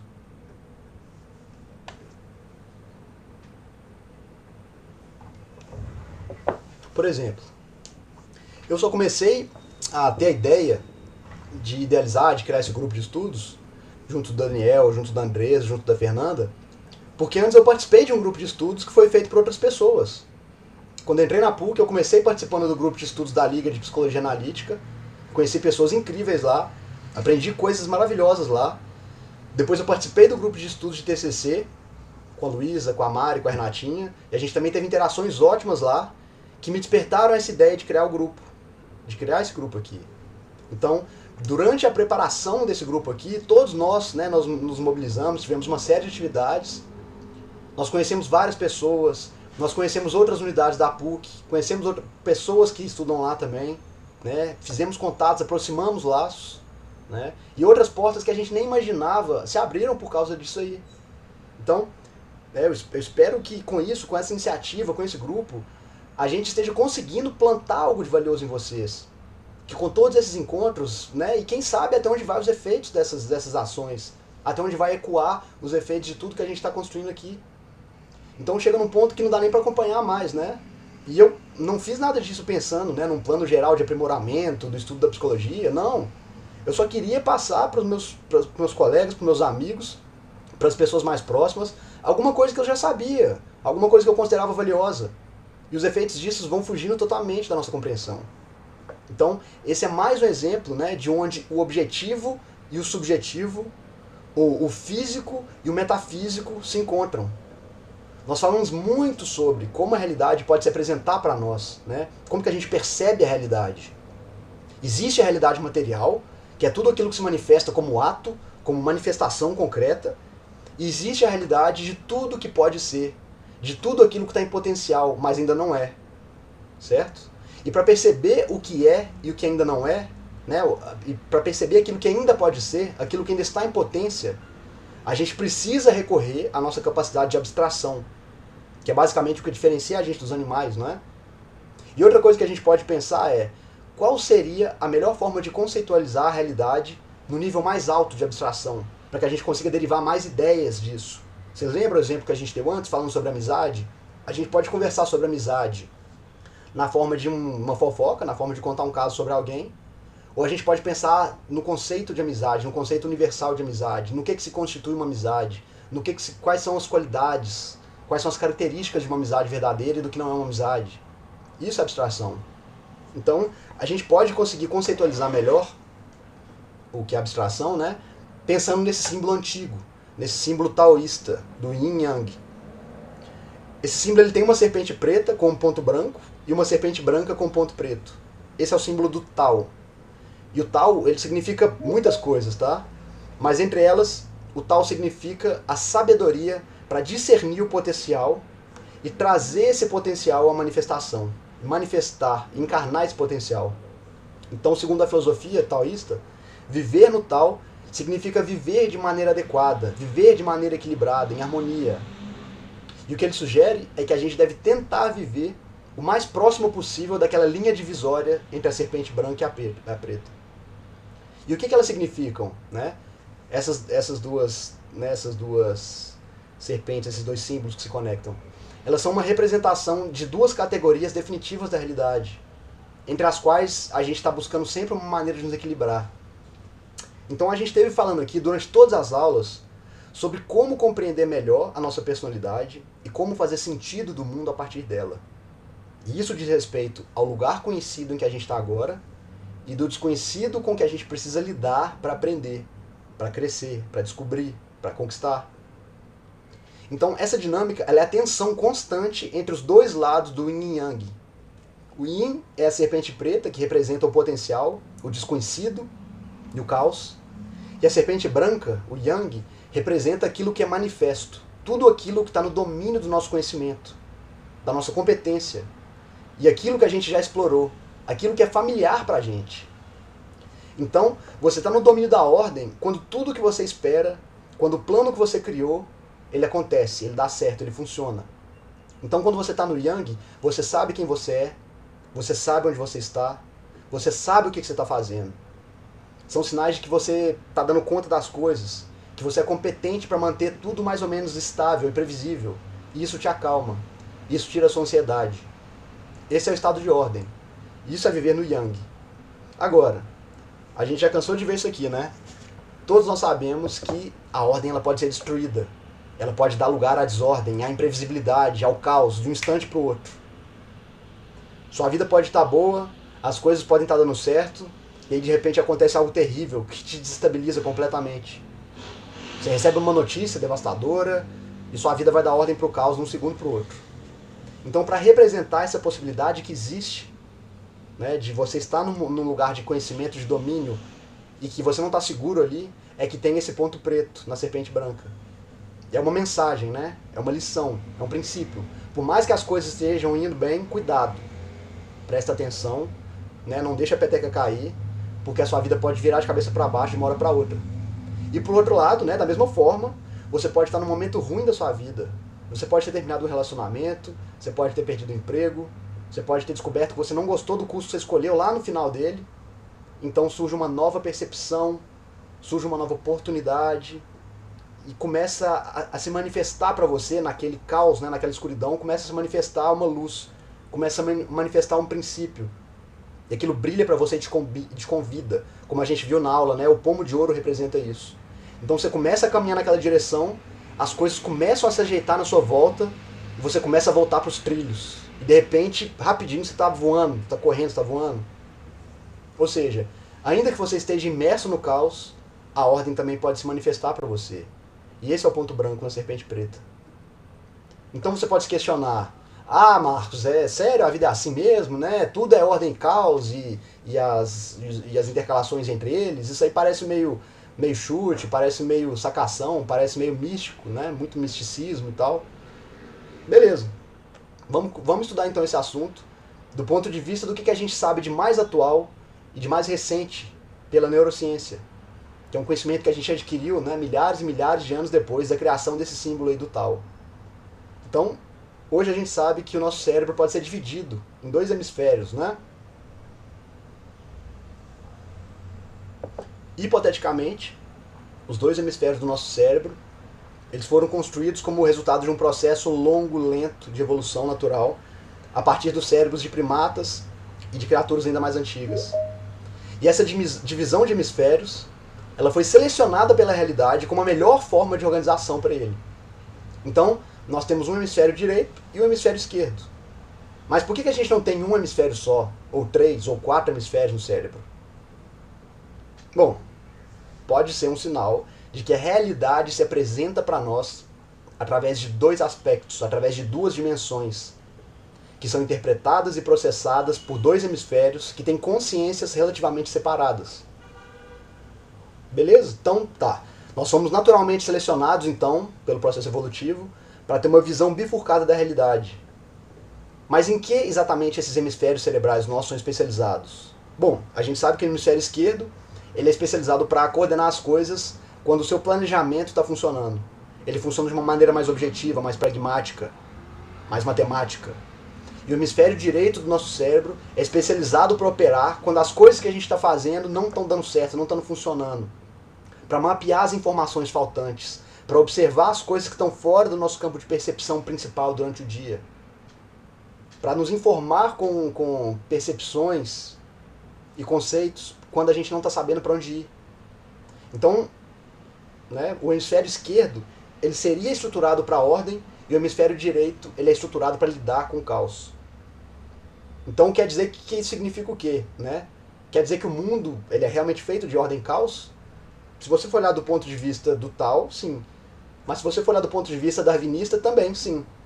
Porque o mundo material ele é um ambiente dentro do qual nós interagimos e a gente vai se movendo em direção à sobrevivência, por meio de escolhas efetivas, por meio de escolhas significativas, por meio de escolhas que fazem sentido pra gente em alguma medida. Então isso quer dizer que a forma pela qual nós fazemos sentido do mundo é por meio da nossa percepção. Agora, o que esse significado aí quer dizer? Vamos pensar do ponto de vista artístico, por exemplo. Imagina que um artista que você gosta muito, que você admira muito, pode ser um artista da música, do teatro, do cinema, ou um pintor que você gosta muito do trabalho dele, certo? Você ouve aquele trabalho, aquela arte, aquela música, ou você olha para aquele quadro, ou você assiste aquela atuação, e aquilo te toca de uma maneira única. Você sente de alguma forma que só aquilo te faz sentir. É como se a sua capacidade de explicar aquele momento transcendesse o uso de qualquer palavra, ou de qualquer situação, ou de qualquer sensação fisiológica que você tenha. Então você está ali, né, diante do palco, ou diante de um tablado, ou de uma tela de cinema, ou no estádio de futebol, você está encantado com aquela manifestação artística, ou com aquele solo, né, daquele instrumento que você gosta muito. E aquela situação parece crescer dentro de você, parece começar a ressoar e a vibrar dentro de cada fibra do seu ser. E você vê que aquele artista ou aquele atleta, ele está ali com todo o seu corpo, com toda a sua mente, com toda a sua criatividade, tentando fazer aquela performance ou aquela apresentação da forma mais perfeita possível. E você sente isso, né? E quando aquela música termina, quando o jogo termina ou quando o atleta faz um gol, né? Ele vai lá, cumprimenta o público, sauda o público, levanta os braços. E aí as pessoas simplesmente começam a pular, começam a aplaudir, começam a vibrar, começam a sentir uma energia muito grande, muito forte. E aquele momento te parece assim, maravilhoso, impecável, perfeito. Algo que te deu alguma noção de valor, de sentido, alguma coisa que mexeu com você, que te fez pular, que te fez se mover. E isso só foi possível pelo fato daquela pessoa ter se esforçado com o máximo das capacidades dela para fazer essa coisa incrível acontecer. Isso te impactou. Isso te modificou de alguma maneira. Porque você percebeu que essa pessoa chegou num nível, ou essa equipe chegou num nível ainda mais alto de capacidade de expressão, de ação, ou de comunicação artística. Mas aquilo ali ao mesmo tempo te modifica. Porque você foi tocado, você ficou impressionado com aquilo. Você sabe que aquilo vai te inspirar a fazer algo melhor também. Isso é o significado se manifestando para você. É como se fosse uma sensação de que por um breve momento uma linha tênue entre vários fatores ali se organizou diante de você e te capturou, e te moveu, e te transformou de alguma maneira. Então você desvendou algo novo, você dominou um campo dentro da sua consciência que ainda não conhecia. E isso só foi possível porque aquela pessoa se arriscou e buscou a excelência, arriscando aí no limite que divide o seguro e o inseguro, o conhecido e o desconhecido, o acerto e o erro, o sucesso e o fracasso. Em alguns casos até a vida e a morte, dependendo da atividade. Enfim, aquela pessoa caminhou na linha divisória entre a ordem e o caos. E ela conseguiu se equilibrar ali por algum momento. Ela não caiu no lado do conformismo, de ficar ali só fazendo aquilo que ela já sabia, mas ela também não tentou exagerar e não caiu no erro, no engano, não se perdeu no meio do desconhecido. Certo? Então, é essa disposição para caminhar nessa linha tênue que divide a ordem e o caos é que nós encontramos significado. E o que o nosso cérebro faz por nós, por meio de todos os sistemas que nós estudamos até agora, é que vai nos dizer se a gente está no lugar certo, na hora certa, ao infundir a nossa vida com esse senso de sentido, com esse senso de compromisso. Beleza, o slide ele está um adiante, não sei se já passei para você. Então, nessa hora, nós sabemos, de alguma maneira, que o cosmos está alinhado, que o cosmos está equilibrado. E nesse momento é uma chance, é uma oportunidade para a gente tentar caminhar nesse lugar, por mais arriscado que seja. E todo mundo sabe quando esse alinhamento acontece. Quando você está numa hora, num lugar, e fazendo alguma coisa, concentrado, e de repente vem aquela sensação de é isso, caramba, é isso aqui, ó. É isso que eu deveria estar fazendo, esse é o lugar onde eu devia estar. E isso não é fácil, né? E por muito tempo a gente tenta fugir desse lugar. A gente tenta fugir dele por meio da filosofia, com a ideia do niilismo, com a ideia da morte de Deus, que nos leva a acreditar que a vida é vazia, que a vida é sem sentido. Seja por meio da ciência, né, que nos traz a tentação de enxergar o mundo somente como uma dimensão de realidade concreta, de interações entre entes materiais. Mas a gente não vê muito sentido nisso. A gente parece não conseguir fazer sentido das nossas vidas com base nessas ideias. Isso não parece ser verdade porque essas ideias não conseguem responder esses questionamentos que a gente tem desde que o mundo é mundo. E que a gente vai ouvir tantas e tantas e tantas vezes dos nossos clientes. Então, é possível criar camadas de fuga para essa responsabilidade de encontrar esse significado por meio da integração da nossa personalidade. E uma maneira muito fácil de fazer isso é ficar enchendo nossa cabeça, né, de besteira. Isso pode deixar nosso sistema de criação de sentido se corromper. E a gente acaba fazendo coisas que não são importantes, parecerem que estão brilhando para nós. A gente começa a entrar por caminhos que a gente não são verdadeiros. Né? A gente não consegue mais enxergar aquela coisa que brilha, que se manifesta pra gente e captura nossa atenção. E a gente percebe que a gente está perseguindo algo que não é verdadeiro para nós, que não faz parte de nós. E essa é a base de toda a patologia da personalidade. Tem o exemplo clássico, né, da pessoa que acaba transformando o seu relacionamento numa disputa pessoal, em que a pessoa que você se ama se torna sua inimiga, você passa a valorizar mais as coisas do que a pessoa que está naquela relação, né? Você olha para sua aliança e ela parece ter mais valor do que o seu próprio casamento.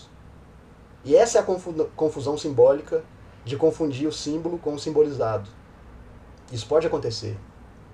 E nós sentimos quando isso acontece. A gente sabe quando a gente acontece. Quando a gente está num caminho, quando a gente está em uma direção que a gente deveria estar, em que as coisas estão alinhadas e de repente a gente patina, a gente entra ali num beco sem saída.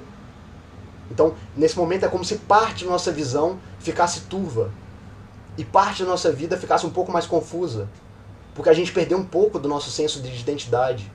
Então, as coisas não parecem mais muito certas, a gente começa a repetir ideias que não são nossas, a gente começa a agir de acordo com coisas que a gente não acredita, e isso vai nos adoecendo psicologicamente. E a saída para isso, a chave para a liberdade, é ampliar as nossas referências, é lapidar nossas capacidades de percepção, de ação. Porque como a gente viu na terceira aula, né, quanto mais você for capaz de lidar com as dificuldades, mais portas vão se abrir para você, mais chances você vai ter de encontrar aquilo que faz sentido. E tem algo muito interessante a respeito disso, que a gente aprende muito recentemente através do mapeamento do nosso código genético. Essa, sim, é uma ideia absurda. Através das pesquisas que foram feitas, né, muito pouco tempo depois que o nosso código genético foi mapeado, pega, por exemplo, alguma coisa que você gosta, pegue algum hobby que você tem, alguma atividade que você gosta de fazer. Pode ser ir na academia, pode ser fazer uma aula de música, tocar um instrumento, praticar algum esporte, ler alguma coisa.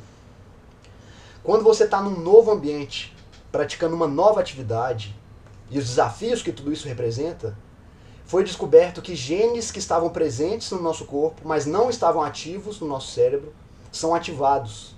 E esses genes codificam novas proteínas, que constroem novas estruturas operativas para coordenar essa atividade nova que você está praticando. E isso também cria novas sinapses para aquela atividade, para facilitar a operação daquela atividade. O que isso quer dizer? Isso quer dizer que dentro de cada um de nós, existem, dentro da nossa estrutura genética, certo? Existem estruturas que compõem a nossa fisiologia, que representam todo tipo de potencial. E esse potencial nunca vai se manifestar, a menos que você se arrisque, ou que você se coloque em novas situações. Então, ao se desafiar constantemente, você está literalmente ativando partes de você que jamais se ativariam de outra maneira. A explicação para esse processo é a mesma que a gente fez hoje, de que da nossa vida se desenrola dentro da dinâmica de quem nós somos agora, em contraponto com a dinâmica de quem nós podemos ser. E é nesse momento que você alinha a sua personalidade com o seu senso de sentido. Quando você é informado pelos seus sistemas internos, de que você está buscando algo relevante, e que você está fazendo isso de uma forma correta. Você pode dizer que você está conseguindo realizar o cosmo da personalidade. Você vai sentir que não tem nada mais importante do que isso.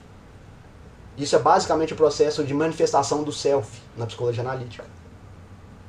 Então, pessoal, a última mensagem que eu queria deixar aqui para vocês, depois de tudo que nós vimos, depois de tudo que nós estudamos, depois de todos esses encontros, é que para vocês sempre tentem buscar essa integração da própria personalidade de vocês, do próprio caráter de vocês, colocando eles a serviço de algo que tenha significado, de algo que faça sentido.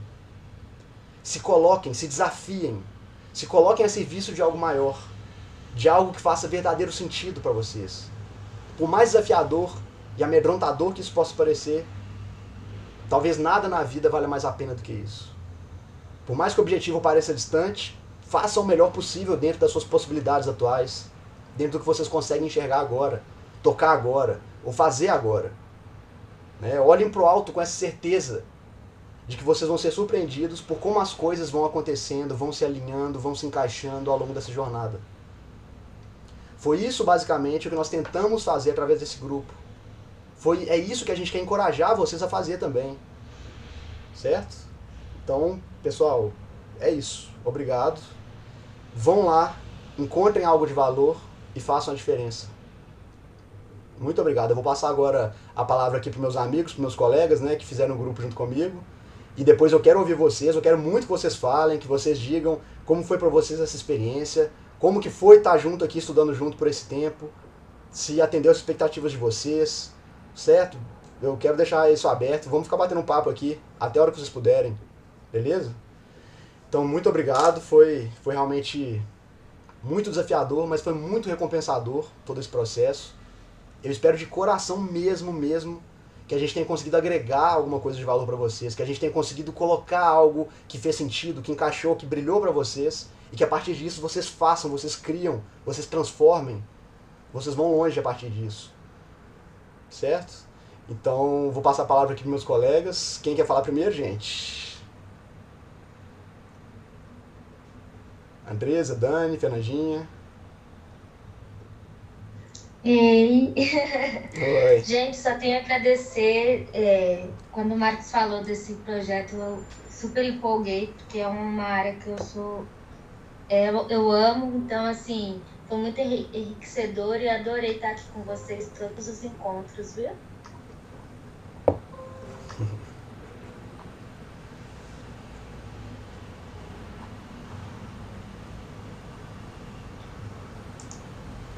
O Dani tá. Dani, tá pode lá? falar. O meu microfone tá aberto? Tá aberto, estamos te ouvindo. Tá, Aqui ele tá fechado e eu tô tentando abrir. tá aberto. Tá, então vocês estão conseguindo me ouvir bem, né? Uhum. Bom, eu quero, em primeiro lugar, dizer que foi um privilégio para mim poder fazer parte desse grupo. Quando o Marcos propôs da gente criá-lo, eu me prontifiquei logo em ajudar e fazer parte da equipe. E gostei muito, gostei de participar, de trabalhar na elaboração desse grupo de estudos. Me aproximei mais desse tema, né? Me aproximei mais sobre o estudo da personalidade a partir desse grupo.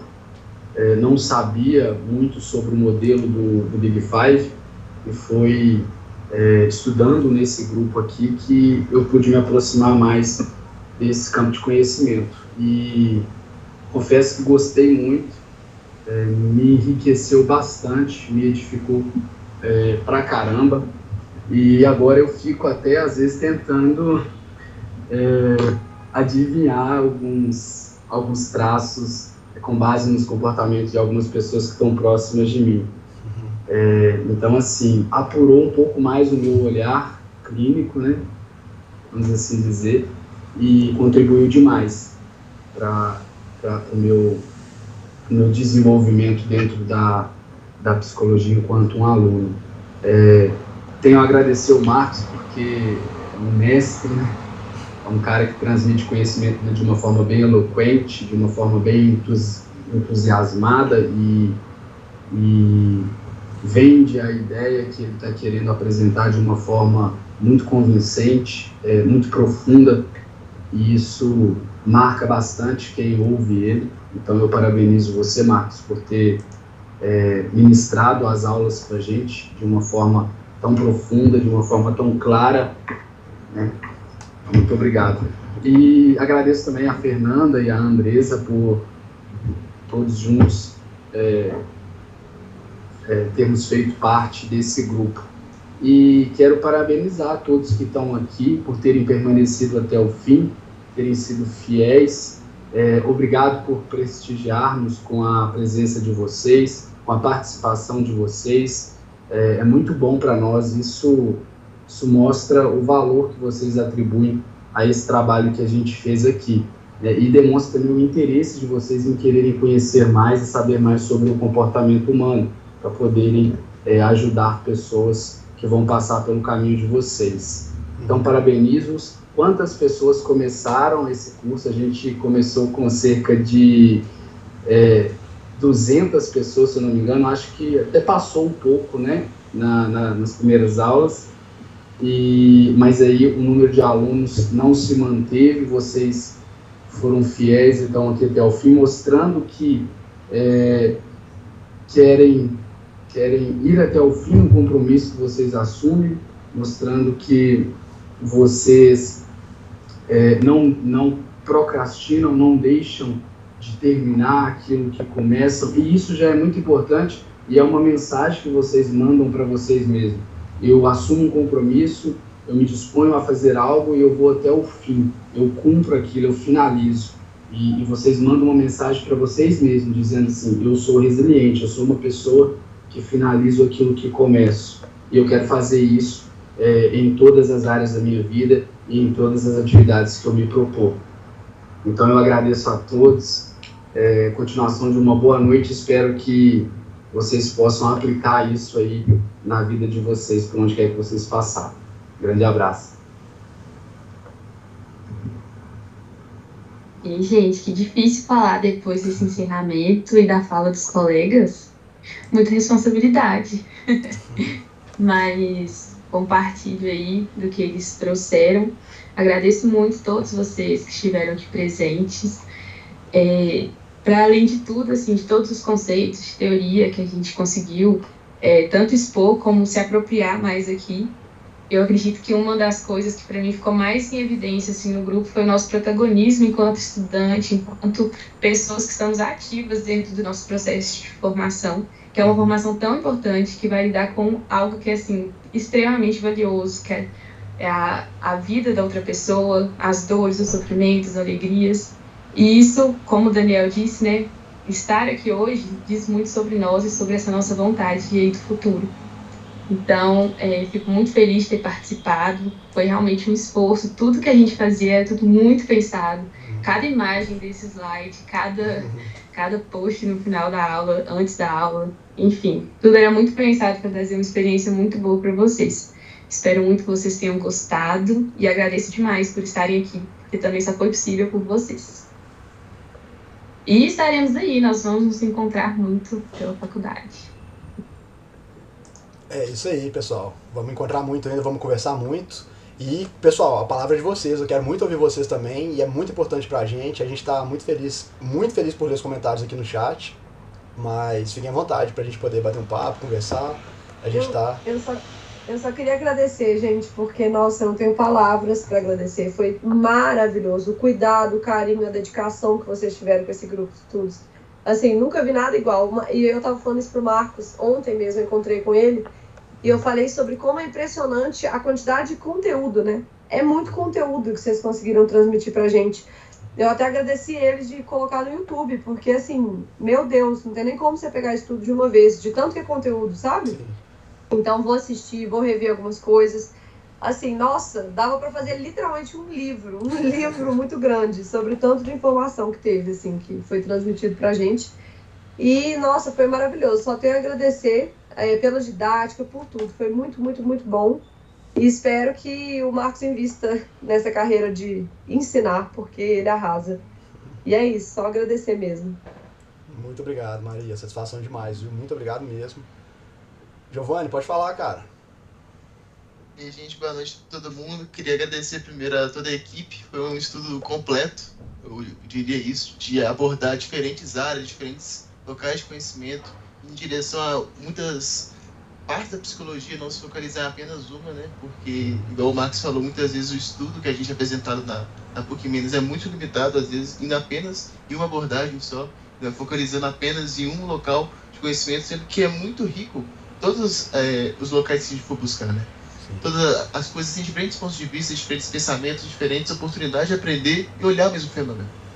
Porque a gente é humano e tem diferentes interpretações da mesma coisa. E queria agradecer a equipe de design, a equipe que falou também, o Marcos, ficou muito bem feitinho, parabéns para todo mundo. E nesse processo a gente vai se conhecendo, vai conhecendo o que a gente realmente é e vai conhecendo as áreas que a gente está mais inclinado dentro da psicologia mesmo.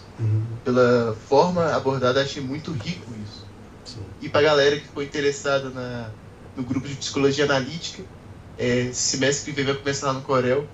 E está acontecendo também, aconteceu essa terça-feira, a Maria participou, o Marco apresentou junto com a Alane, do grupo de psicologia analítica, um debate de diferentes abordagens, que eu achei muito interessante também, e foi parecido com esse aqui, que vai dar diferentes enfoques, diferentes pontos de vista, um determinado tema para a gente ver e se conhecer a própria psicologia e a área que a gente escolheu para trabalhar na nossa vida. Eu achei que foi enriquecedor. Parabéns, galera. Maravilha, Giovanni. Valeu demais, cara. É isso, pessoal. Esse é um aviso também que eu ia dar, eu falei um pouquinho no começo, mas a gente está com esse projeto, né, de trazer debates para a PUC, para poder abordar assuntos da psicologia, temas da psicologia, com base em várias perspectivas. Então a gente vai pegar pessoas ali que são especializadas na TCC, na psicologia analítica, na psicanálise, no humanismo, na neuropsicologia, e a gente vai colocar alguns temas em debate, vamos promover conversas, né, com participação ativa da plateia. Então esse é um projeto que a gente quer fazer para o ano que vem.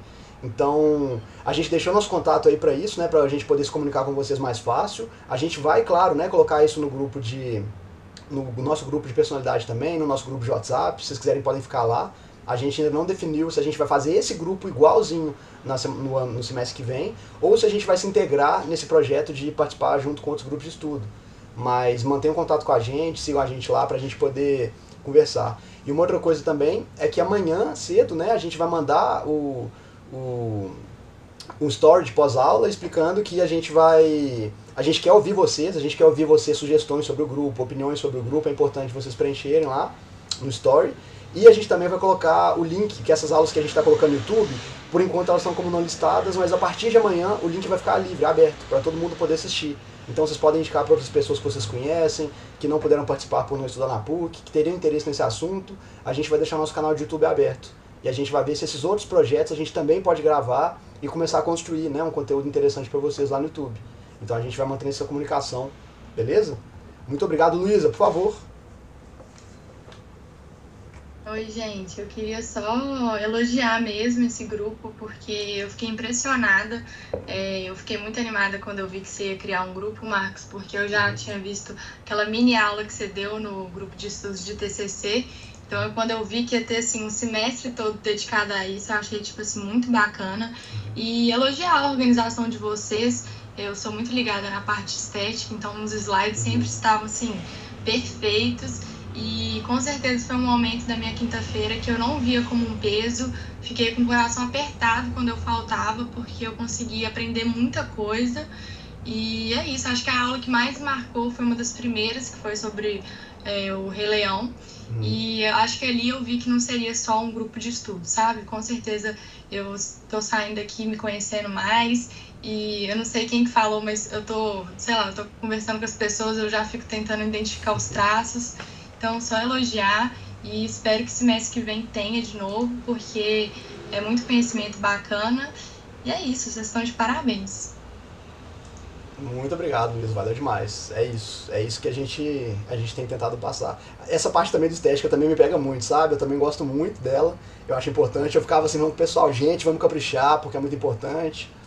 É legal a gente ver uma coisa interessante, né? Apresentada de uma forma esteticamente agradável também, bonita, e também acho isso muito legal.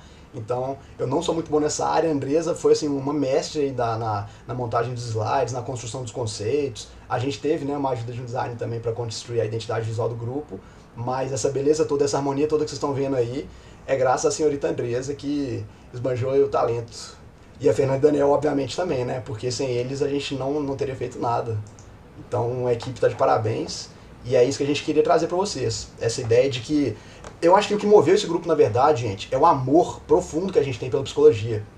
No sentido da gente entender a importância dela, no sentido da gente entender a complexidade e a profundidade dela e a variedade de assuntos, de perspectivas e de temas que estão dentro da psicologia. E que realmente, claro, parte disso é porque o curso pode ser um pouco engessado e parte disso é porque realmente é muito ampla, não dá para ver tudo. Então a gente queria trazer para vocês um contraponto em relação a alguns assuntos, nem em relação a algumas ideias, nem em relação a algumas formas de entender certos fenômenos, e foi isso que a gente fez, né? A gente tentou colocar uma coisa nova, uma coisa diferente para vocês. E a nossa ideia é que isso ressoe, que isso alimente vocês, que isso inspire vocês a fazer algo nesse sentido também. Porque todo mundo aqui certamente tem capacidade, tem conteúdo, tem repertório para acrescentar muito na vida de outras pessoas, né? E a gente vai promovendo esse movimento e melhorando o meio da psicologia como um todo, né? Investindo mesmo na nossa capacitação, nesse esforço de procurar conteúdo, de ir atrás de estudo científico, de ir atrás de leitura, isso é muito importante. Então, fico muito feliz que isso tenha feito sentido para vocês. Tinha alguém que tinha levantado a mão, eu não lembro, acho que é o Manuel? Se for, qualquer Isso foi eu. Opa, vocês estão me ouvindo? Estamos sim. Ô, gente, só agradecer mesmo, eu achei assim que o grupo foi impecável. Só agradecer pelo esforço, pela dedicação, acho que tudo foi muito bem alinhado, assim.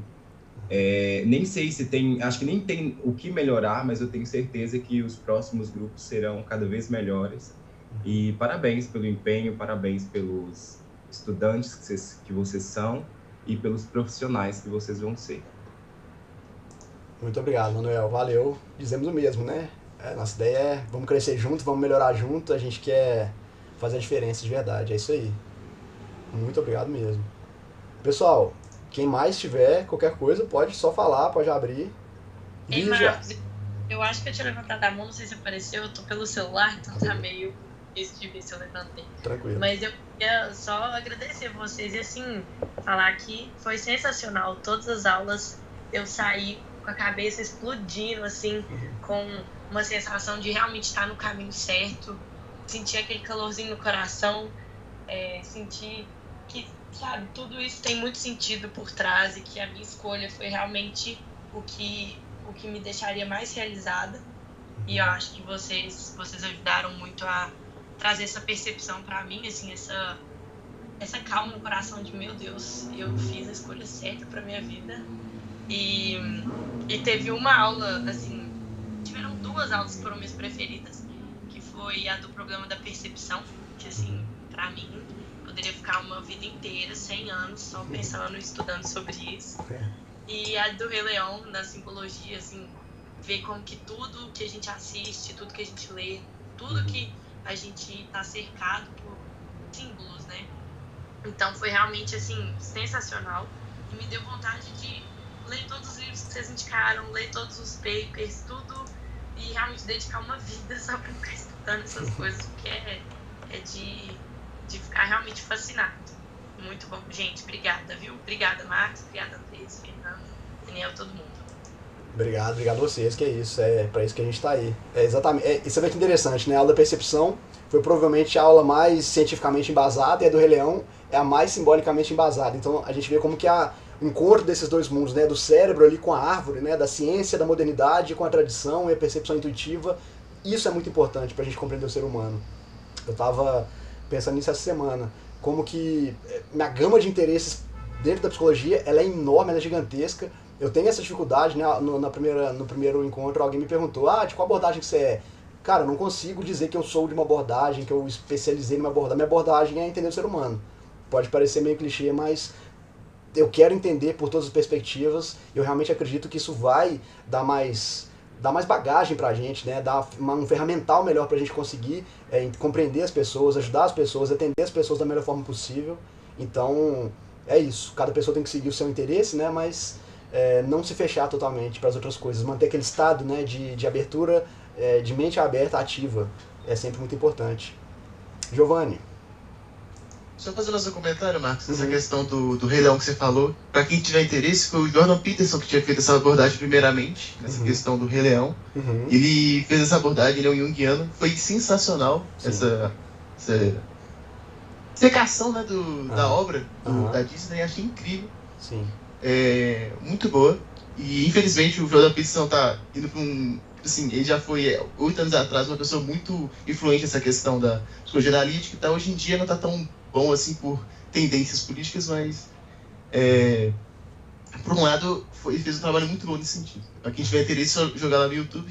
É isso. Sim, tem bastante conteúdo, bastante material. Essa parte de análise simbólica e interpretação também é uma área que me fascina demais. Eu acompanho muito o trabalho também.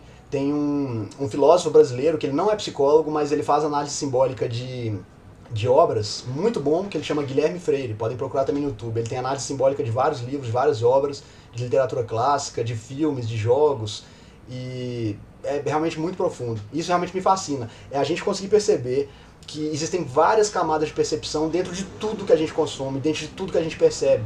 E muito do que faz sentido pra gente, do que a gente percebe, do que a gente gosta, tem a ver com o grau de percepção que a gente tem sobre aquilo, certo? Então, existe, por um lado, a qualidade da obra, a obra tem que realmente ter uma densidade pra gente poder explorar, mas, por outro lado, enquanto mais capaz a gente tiver de filtrar, de perceber essas informações, mais a gente vai conseguir agregar valor daquilo pra nós. E a gente começa a ver aquilo de uma outra forma, né? Então, tudo que a gente está vendo aqui, tudo que a gente está estudando, se vocês pararem e pegarem para assistir esse curso daqui a 2 anos, daqui a 1 ano, daqui a 5 anos, vai ser uma experiência completamente diferente.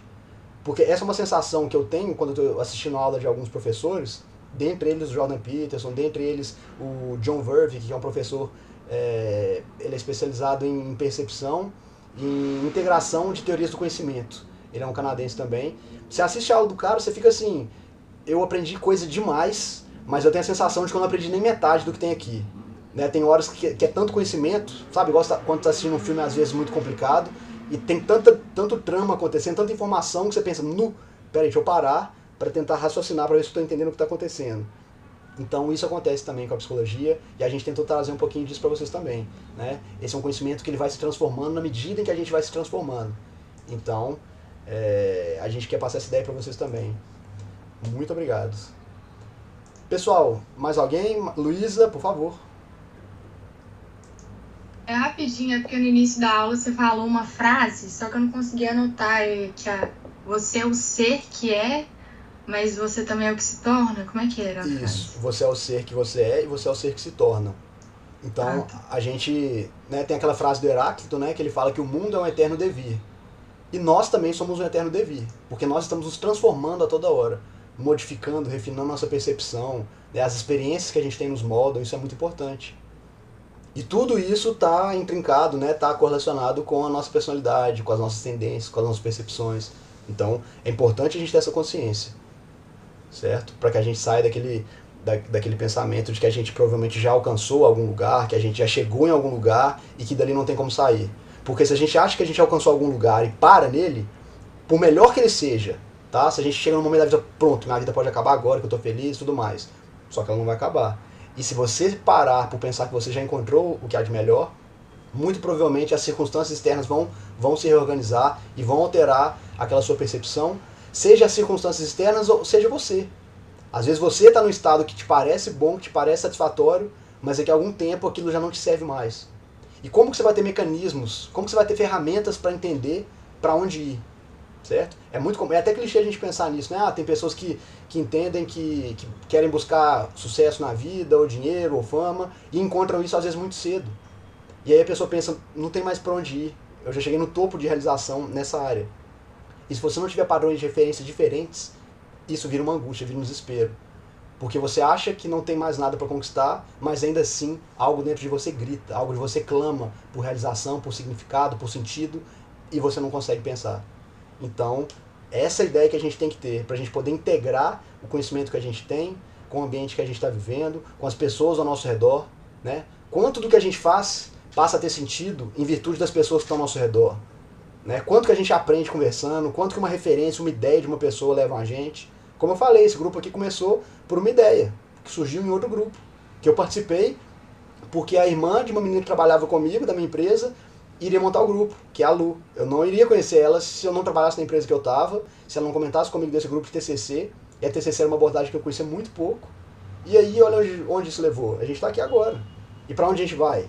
Entendeu? Aí a história vai se desenrolando. Então, é maravilhoso. É isso que torna a vida fascinante, é isso que dá tesão na gente viver, de descobrir, de estudar, de conhecer, de interagir com as pessoas. Então isso tudo é muito maravilhoso, né? É isso, pessoal. Mais alguém? Mais alguém tem algum comentário? Quer trocar uma ideia? Ou ficamos por aqui? Então, por favor, não esqueçam amanhã. Boa noite, Hiller. Não esqueçam que amanhã a gente vai colocar um story lá. Respondam, por favor. A gente vai disponibilizar o link do canal aberto para vocês poderem compartilhar com quem vocês quiserem. E é isso, ano que vem certamente vamos vir com coisa nova, a gente vai mantendo contato pelo Instagram, pelo grupo de WhatsApp, tá joia? Eu vou até ver se a gente pode colocar todo mundo num grupo só, porque eu acho que aumentou, ou vai aumentar em breve, o limite dos grupos de WhatsApp. A gente centraliza tudo em um só, beleza? Então, pessoal, Marcos, só uma dúvida. Oi. Os vídeos no YouTube vão estar todos disponíveis desde o primeiro ou não? Vão todos. Estão todos lá agora como não listados. Então só vocês que têm o link têm acesso. Mas a partir de amanhã eu vou subir essa aula aqui, ela estando ok, eu vou liberar o canal para ele ficar lá aberto. Qualquer pessoa vai poder achar pesquisando ou com o link do canal, para vocês poderem passar para quem vocês quiserem, que vocês acham que vai ter interesse. Aí eu aviso no grupo, nós vamos avisar no grupo, nós vamos fazer um post no Instagram avisando, beleza? Então é isso, gente. Muito obrigado. Foi uma jornada maravilhosa. Muito feliz, muito grato por vocês também, por estarem com a gente aqui. E vamos junto, vamos nessa. Vamos caminhar, a gente vai ser colega de profissão aí, vamos conviver aí por décadas ainda. Beleza? Então, Muito obrigada, galera. Muito obrigado, gente. Valeu Falou, demais. gente. Boa noite. Grande abraço, gente. Boa noite. noite. Tchau. Tchau, gente. Boa noite.